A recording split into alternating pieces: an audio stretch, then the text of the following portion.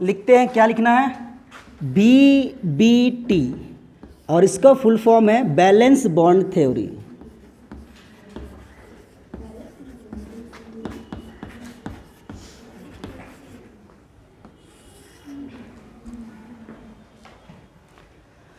हाँ, तो करना क्या है, करना कुछ भी नहीं है, सिंपल से देखो स्टेटमेंट क्या बोलता है। बैलेंस बॉन्ड थ्योरी ये बताता है कि जब एक एटम दूसरे एटम के साथ कंबाइन होकर मॉलिक्यूल्स का फॉर्मेशन करता है, उस केस में कौन कौन से स्टेप्स होते हैं। तो ये पहला स्टेटमेंट ये बोलता है कि भाई मैंने ये बताया था कि अगर आपको एटम से मॉलिक्यूल्स बनाना है तो पहली बात तो ये कि जो इस एटम्स है उस एटम को दोनों नहीं, ये जो दो अलग अलग एटम दिख रहे होंगे, इन एटम को एक दूसरे के क्लोज आना चाहिए, पहली बात ये बोला था ना। और जब एक एटम दूसरे एटम से मिल जाता है तो एक्चुअल में एटम्स नहीं मिलता है, एक्चुअल में उसका ऑर्बिटल ओवरलैप्ड होता है, यही बता के रखा था ना। तो इसका पहला स्टेटमेंट यही बोलता है कि कोवेलेंट बॉन्ड के फॉर्मेशन के लिए जो एटम कोवेलेंट बॉन्ड बनाने के लिए पार्टिसिपेट कर रहे हैं उन दोनों एटम को एक दूसरे के क्लोज आना चाहिए और उनके ऑर्बिटल्स को ओवरलैप करने चाहिए। पहला स्टेटमेंट इसका यही है। तो लिखें, देखो इसको ना ज़्यादा क्वेश्चंस आता जरूर है लेकिन इसके लिमिटेशन आता है, ज़्यादातर मैं यही देखा हूँ, पर हमको ज़्यादा याद नहीं, ज़्यादा समझाने की जरूरत नहीं पड़ेगा, इसको केवल थ्योरी है याद करना पड़ेगा, क्योंकि मेन इसका एप्लीकेशन हाइब्रिडाइजेशन के अंदर में वो मैं आपको सिखाऊंगा। लेकिन पहले लिखते जाओ, पहला पॉइंट क्या बोला कि stable bond, stable covalent bond,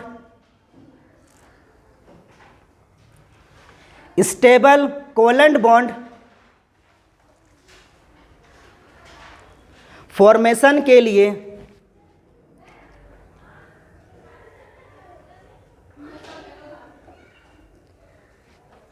stable covalent bond formation के लिए एटम्स के ऑर्बिटल को नहीं, एटम्स को एक दूसरे के क्लोज आना चाहिए,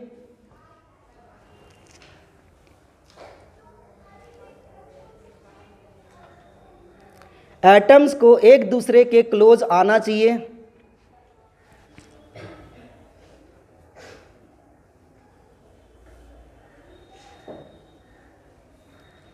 एवं उसके ऑर्बिटल, या ऐसे बोल सकते जिससे उनकी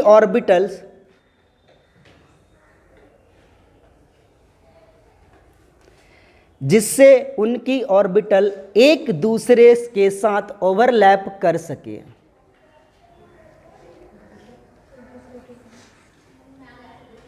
जिससे उनके ऑर्बिटल एक दूसरे के साथ ओवरलैप कर सके। ये पहला स्टेटमेंट है बैलेंस बॉन्ड थ्योरी का।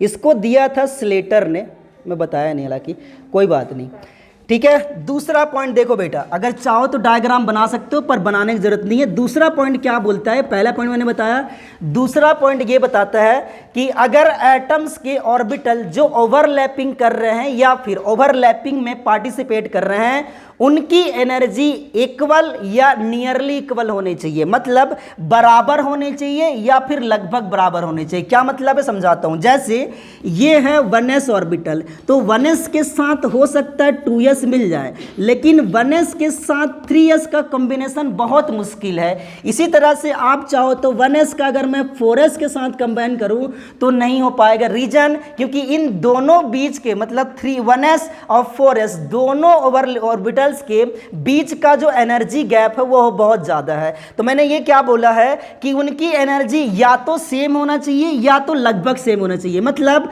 1s के साथ ओवरलैप कर सकता है, 2s के साथ ओवरलैप कर सकता है, 2p के साथ ओवरलैप कर सकता है। ये भी हो सकता है कि 2p किसके साथ कर ले, 3p के साथ कर ले, लेकिन ये 2p अगर आप 4p के साथ करवाना चाहोगे तो ये पॉसिबल नहीं हो पाएगा, क्योंकि इन दोनों की एनर्जी या तो बराबर नहीं दिख रहा होगा, लगभग बराबर भी नहीं दिखाई दे रहा। लगभग मतलब एक का अंतर चल जाएगा, जैसे 2 है, कहां पर बनाया था, 2 है तो 3 चल जाएगा, लेकिन आप 2 से 4 या 2 से 5 करो तो ये पॉसिबल नहीं होंगे, क्योंकि ये ऑर्बिटल, ये सिद्धांत यही कहता है कि उनकी ऑर्बिटल्स की एनर्जी बराबर या लगभग बराबर होनी चाहिए। ठीक है, तो लिखो वे ऑर्बिटल्स, हाँ सेकंड पॉइंट बना के, वे ऑर्बिटल्स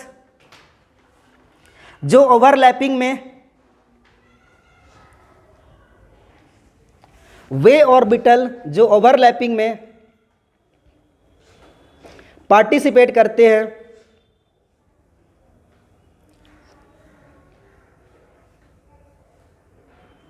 उनकी एनर्जी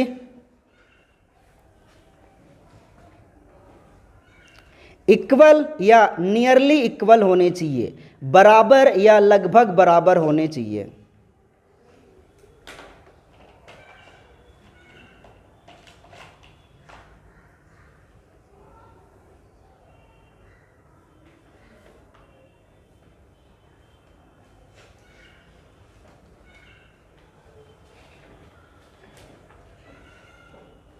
हो गया।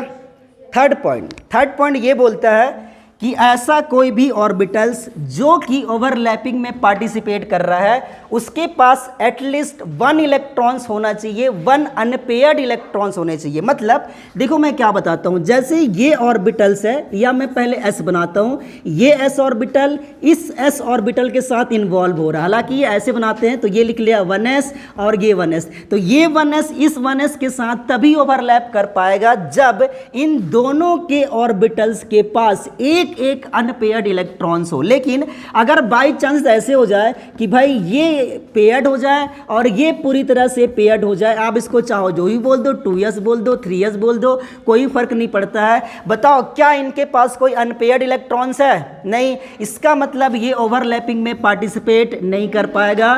क्यों? एक दूसरी बात ये भी बोलता है कि जो ऑर्बिटल्स आपस में ओवरलैपिंग कर रहे हैं उनके पास अनपेयर्ड इलेक्ट्रॉन होना चाहिए with opposite spin. Opposite spin मतलब अगर ये इसका स्पिन देख रहे होगे +½ दिखा रहा है तो इसकी क्या होने चाहिए? -½ होने चाहिए। यही इसका थर्ड रूल है। तो लिखो नेक्स्ट रूल बना के कि वे ऑर्बिटल्स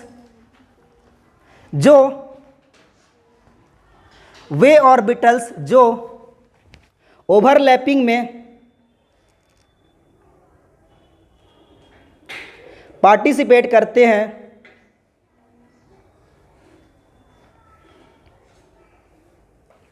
वे ऑर्बिटल जो ओवरलैपिंग में पार्टिसिपेट करते हैं उनके पास एटलीस्ट, हिंदी में बोलो तो कम से कम, पर मैं इंग्लिश में बोल रहा हूं क्या? एटलीस्ट 1 अनपेयर्ड इलेक्ट्रॉन्स होने चाहिए। 1 अनपेयर्ड इलेक्ट्रॉन्स होने चाहिए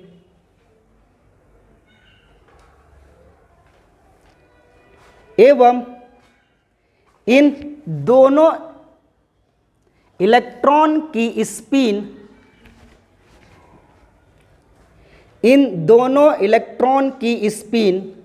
अपोजिट होने चाहिए।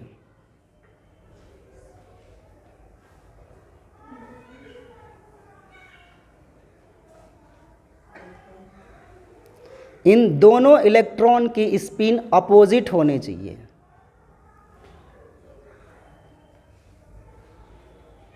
हो गया? ठीक है, ये बात हो गई। आगे चलते हैं। देखो क्या करना है, इसको रफ करें। नेक्स्ट पॉइंट ये बोलता है, नेक्स्ट पॉइंट क्या मैं ही भूल गया हूं, पर देखते हैं।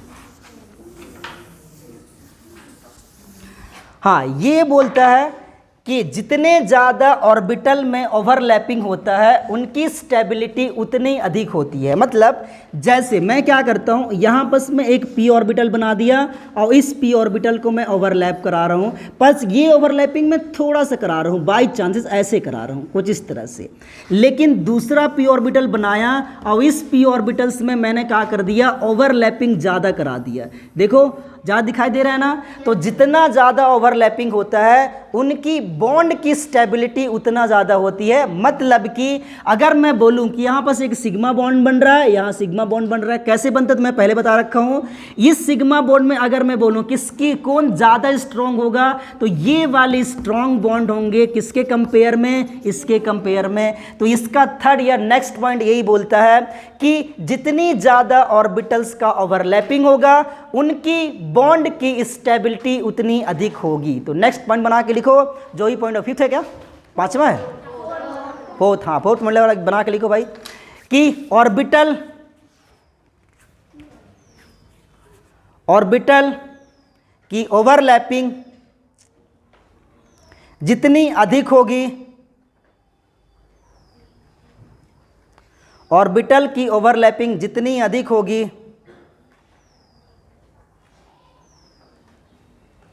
बॉन्ड की स्टेबिलिटी या बॉन्ड स्ट्रेंथ लिख सकते हो,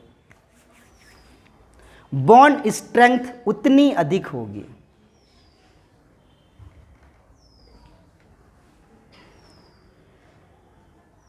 हो गया? उतनी अधिक होगी।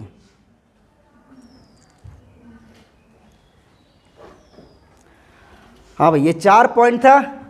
एक पॉइंट और है, उसको मैं देख के लिखवा देता हूँ, मुझे एग्जैक्ट याद नहीं है काहे कि मैंने तो पूरा पढ़ रखा था। अच्छा, बीबीटी का है, 1 मिनट, सारा का सारा रिकॉर्ड हो रहा होगा।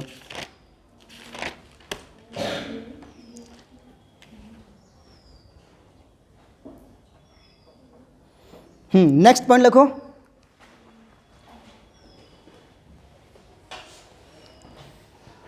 हाँ, एट ऑर्बिटल की साइज जितनी अधिक होगी, हाँ 5वां पॉइंट, नेक्स्ट पॉइंट बना के, ऑर्बिटल की साइज जितनी अधिक होगी, साइज SIZE वाला, साइज जितनी अधिक होगी,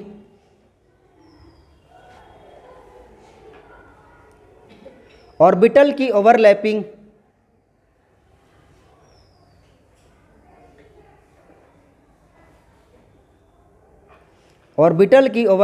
उतनी कम होगी। ये पॉइंट था भाई, बीबीटी का कहना था। इसका और भी पॉइंट है, पर आपके लिए इतने सफिशिएंट पॉइंट है।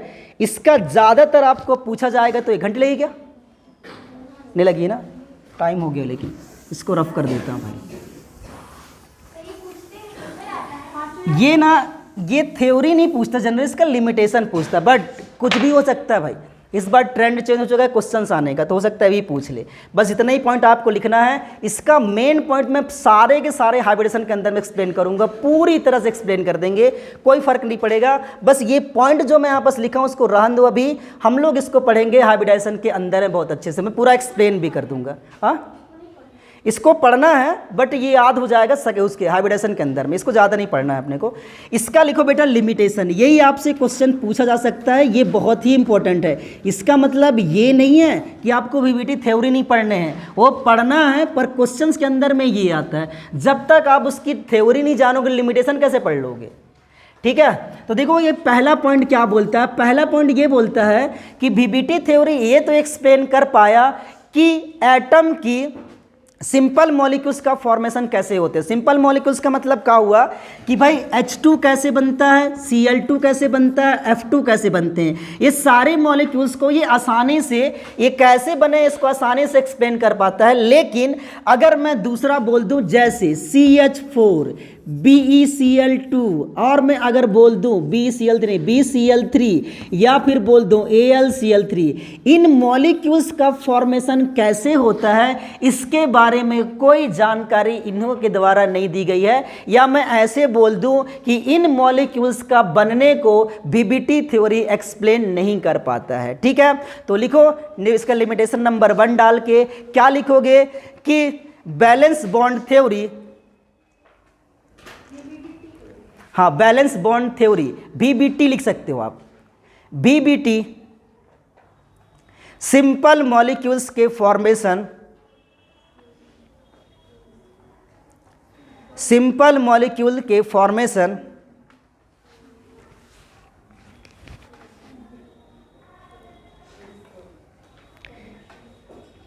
के बारे में एक्सप्लेनेशन देता है।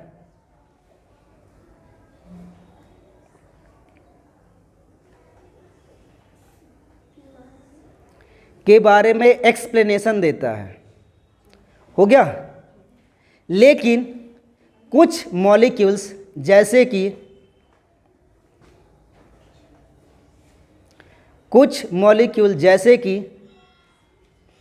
CH4 BeCl3 AlCl3 एटसेट्रा, यहाँ पर लिखना ETC, जैसे कि CH4 BCl3, AlCl3 इट्सेट्रा के फॉर्मेशन के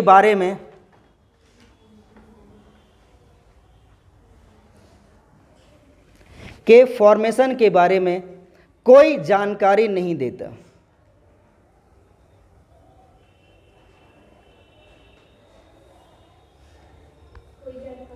कोई जानकारी नहीं देता।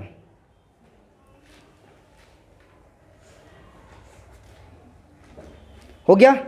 नेक्स्ट पॉइंट ये है बेटा कि ये ऑड नंबर वाले मॉलिक्यूल को एक्सप्लेन नहीं करता है। जैसे CH3 radical, I radical, Cl radical, इनको हम ऑड नंबर ऑफ एटम या मॉलिक्यूल्स बोलते हैं। क्या चीज? ऑड एटम्स वाले मॉलिक्यूल्स है, इनके बारे में कोई एक्सप्लेनेशन नहीं देता। तो ये हम लोग को लिखना है। लिखो कि बैलेंस बॉन्ड थ्योरी, शॉर्ट में चाहो तो लिख सकते हो VBT odd electronic system, odd ODD odd, विषम संख्या बोल सकते हो आप, ठीक है। ऑड इलेक्ट्रॉनिक सिस्टम, ऑड यहां पर क्या करना है? इलेक्ट्रॉनिक सिस्टम के बारे में कोई जानकारी प्रोवाइड नहीं करता, जानकारी नहीं देता है।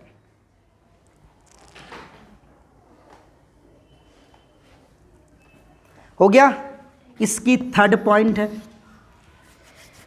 बेटा, ये केवल क्या करता है? कोवलेंट बॉन्ड के बारे में बताता है, कोऑर्डिनेशन बॉन्ड के बारे में बताता ही नहीं है। तो नेक्स्ट पॉइंट क्या आ जाएगा कि ये कोऑर्डिनेशन बॉन्ड, जिसको हम लोग उपसंयोजक बंध बोले थे, उसके बारे में ये जानकारी देता ही नहीं है। तो को लिख लो, क्या लिखोगे कि valence bond theory coordination bond, VBT, short में लिखो VBT कोऑर्डिनेशन बॉन्ड, उपसंयोजक बंध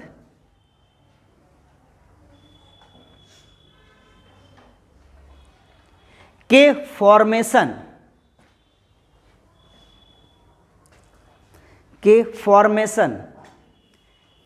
की कोई जानकारी नहीं देता।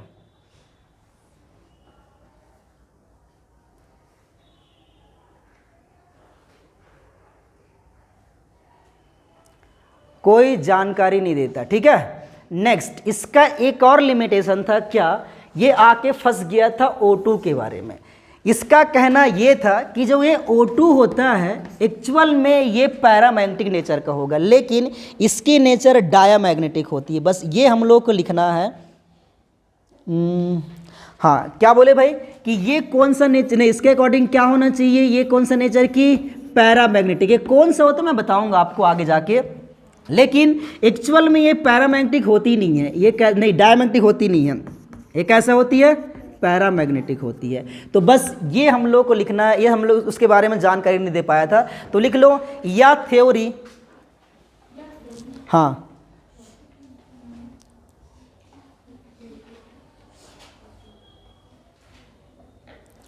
या थ्योरी O2 मॉलिक्यूल्स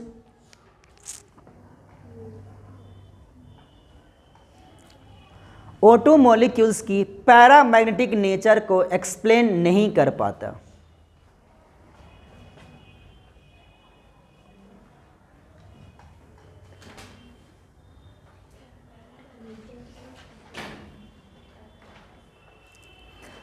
हो गया।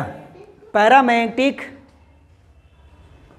होने या प्रॉपर्टीज जो भी लिख लो, पैरामैग्नेटिक प्रॉपर्टी के बारे में कोई जानकारी नहीं देता।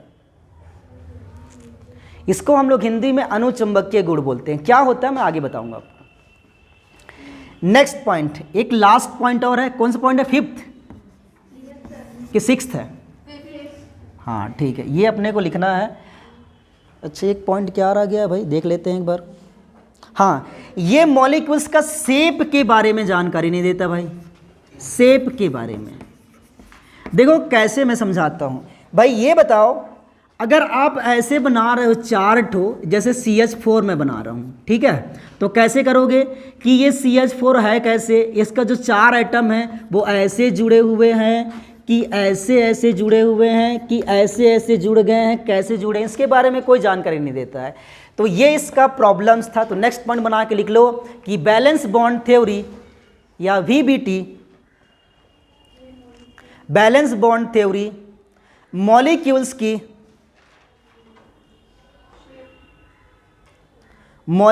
की शेप के बारे में जानकारी नहीं देता।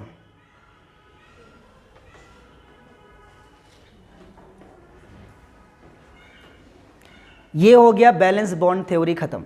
अब हम लोग पढ़ेंगे नेक्स्ट क्लासेस के अंदर में, तारिक सर आ गए हो मेरे ख्याल से, तो चलते हैं यहीं तक अपना